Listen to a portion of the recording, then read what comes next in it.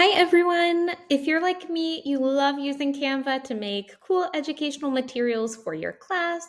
So today I'm going to show you Canva's accessibility checker so you can make your educational tools that you create in Canva even more accessible and in tune with your students' needs.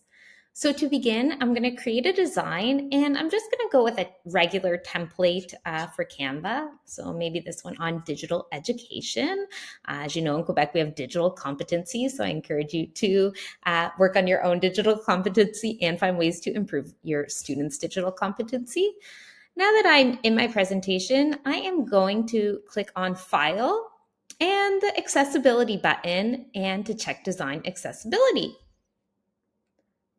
Now you see I have a pop-up on the right hand of my screen.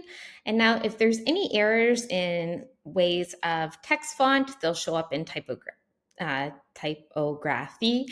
So right now this template looks good.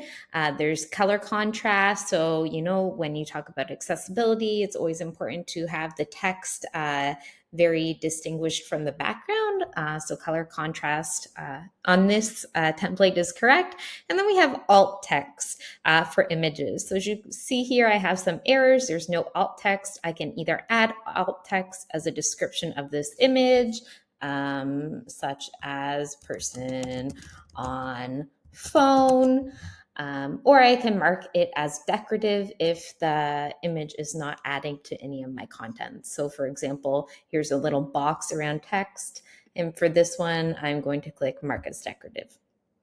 So that is Canva's accessibility tools.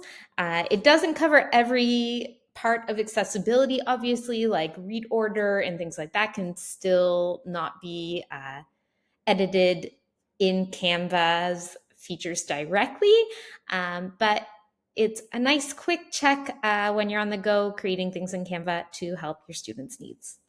Bye.